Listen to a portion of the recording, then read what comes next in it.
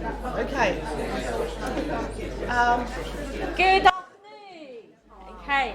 Hello. Hello. Thank you for coming to our session. And my name is Chan, and this is my colleague Catherine. And we are from University of Northampton. And today's session, we're going to talk about deconstructing critical thinking skills provision. Okay. So. Okay, so this is what we are going to cover. Talk about what is available in your institution and how critical thinking is managed in the EAP classroom, and what lessons have been learned, and also to what extent student needs are catered for, and how do we move forward. Okay.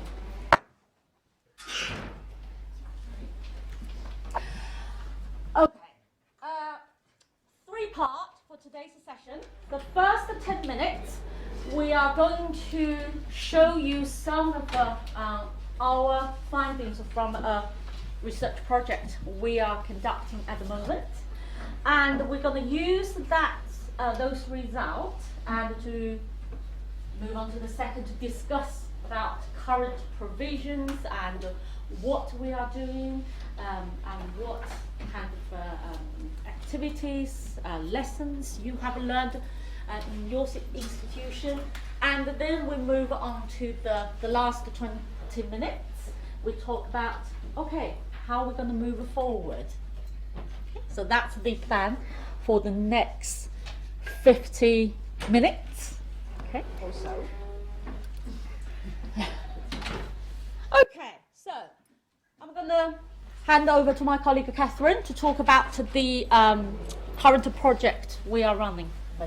Okay, so well, actually, this is part of a larger project that we're running at our university. But we also thought, when we saw deconstruction in BALEAP, we thought, yeah, that's a good chance to actually deconstruct everything and see what we can get out of that. So we thought of distributing a questionnaire. Some of you might have done that questionnaire to EAP practitioners.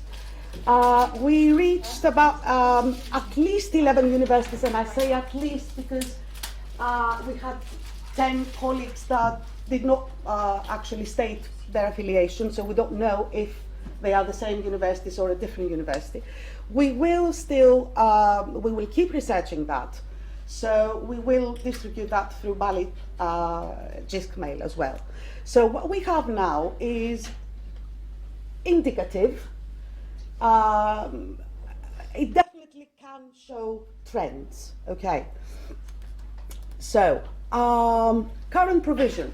One of the main questions in the questionnaire was what we actually do now in our departments. So what we got here is, first of all, online self-study, general self-study, critical thinking materials, 21. This was a multiple response question. So each person could choose more than one, because provision, of course, is not just one thing, okay? And mostly general critical thinking EAP courses with critical thinking skills taught by subject lecturers here, and workshops from other people other than EAP practitioners going next. Interestingly, online self-study discipline specific is quite low, as well as discipline specific workshops. And that's across different institutions. We sort of distinguished the responses from the 8 Russell Group institutions for the only reason that these institutions are much, much larger.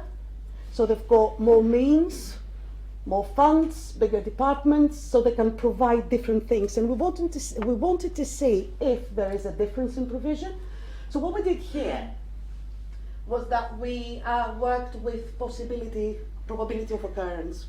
So basically taking into consideration the contribution of each person's choice to the sample. As you can see, the trends are similar between, so the blue is Russell Group universities, and the red bar is other universities.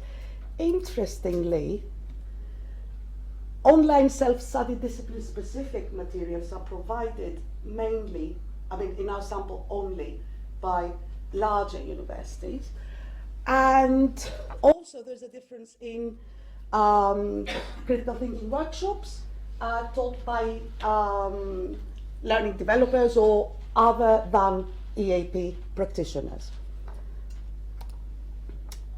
In terms of skills ranking, and that was a challenging one, this is for EAP instructors, so there is some overlap in the ranking for critical thinking skills, with creativity coming first in the first position and interpretation in the second one.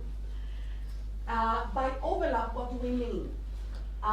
It's the possibility of creativity, for example, being chosen in position 1 by one participant and in position 10 by another participant. So this was not really clear, there was an overlap. However, there's no overlap when we come to the least important, deductive reasoning and description. Explanation, inference, analysis, problem solving are mid-ranged activities. Why we included this question, and admittedly that was a challenging question, because there is research and we wanted to compare, and that's why we replicated basically this. We wanted to compare. Now, this research by BALEAP et al. In 2021, what they did was that they sent these questionnaires to subject instructors across humanities, different universities in the USA and the UK. And this is what they got. Analysis coming first with evaluation second, and very little overlap. Description and deductive reasoning in the same position as with our sample as well. Same for inference, explanation and inductive reasoning, middle range skills. In their discussion, what they claim is that their results show that we can actually, at least across humanities, but there are different disciplines and they're focusing different types of research, we can teach or help students develop critical thinking skills using approximately the same methods. Because we're aiming at exactly the same thing, there's no difference. Our aim in our research at Northampton is to include both, because they did only humanities, so we aim to include STEM and creative arts as well and see what happens. So you will hear from us again on that. Comments. We got some very interesting comments from colleagues, and mostly they pertain to the fact that it is very difficult to actually distinguish which comes first. It depends on the context, it depends on the discipline, on a variety of things, and most importantly, everything is interconnected. So it's not just practicing your evaluation skills and you're okay. So it is indeed challenging. One last bit, teaching practices. Again, a multiple response question. Most of the participants in this research, they went for student reflection, group discussions, and either led by the teacher or led by the students, with problem solving and feedback and question and answers and prompts being quite popular.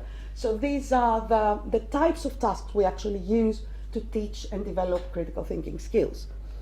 Interestingly, when we get down to the question of what is the most effective, so they have to choose one, this is what we come up with.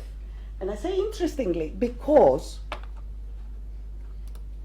online self-study materials are really, really low. Compare that to the actual provision. So this is probably something that we need to think about and discuss. And now handing over to Shan for... Right. As this part of a bigger research, we also want to understand the students' view, their understanding for critical thinking and what they need. this is some findings from previous literature. However, I'm aware of the time. We didn't have time to recruit student participants to conduct the research because of a late ethical approval. Took us more than 2 months to approve. Yeah, but this is something we would like to do with our students. And so here just some reference for you to have a look. So that is some of the preliminary result from the research we have done so far.